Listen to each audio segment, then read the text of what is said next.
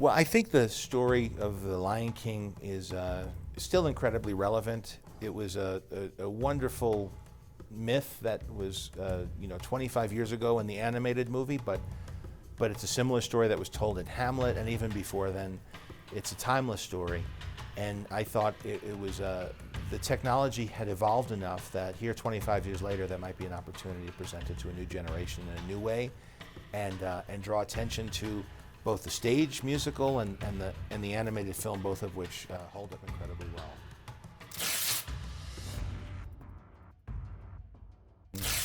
I think that the idea of the circle of life, of a sense of community and shared responsibility is always important to reinforce, especially to a younger generation, because like little Simba, all you want to do is make your mark on the world. But when you get to be Mufasa's age, you realize that there's more to it than just that. And even though he's the king has a lot that he has to be concerned about other than what he wants. It's really about protecting and serving. And I think that that's a timeless message that crosses all cultures and all eras. When the world changes, and especially when it becomes more technical and technological, and we, the way we live our lives is in reaction often to what's going on.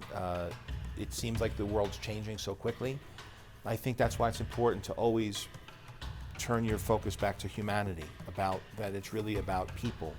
And so if technology could be used to help amplify the humanity, whether it's the work of the musicians, the artists, the storytellers, and reminding us that that we have a responsibility to stay in community with one another, I think that that's a good use of technology. And it's our job to be vigilant and to make sure that as the world changes, we don't lose track of our values.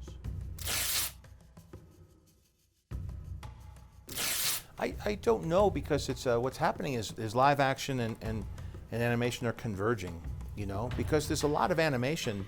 I learned about animation through films like Iron Man.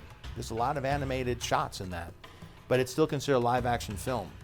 And even Jungle Book, that had almost all of it was animated. The environments were created digitally. We had one human. Now we have no humans in it. So what makes it live action? It's all animated. But I think it's the look of it and the feel. And I think that when people see it, it becomes less confusing.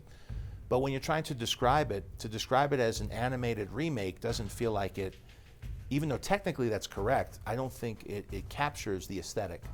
And the goal here was to let this sit alongside of Jungle Book or Beauty and the Beast or other live action remakes of animated classics. But really it's both. Really, we had to do the entire animation process, and then using virtual reality, bring a live action film crew into the virtual world and photograph it as though it were a live action film. So maybe a new term will come up. Maybe it's called animation, maybe it's called live action, I don't know. But as long as people are curious enough to see for themselves, that satisfies. No, not this one. Usually I do, but this one I had my hands full, and there was a lot of improvisation with the actors, and so for me to be in the middle of the scene, I wouldn't have been able to do a good job watching and helping direct the performers as they came up with new ideas.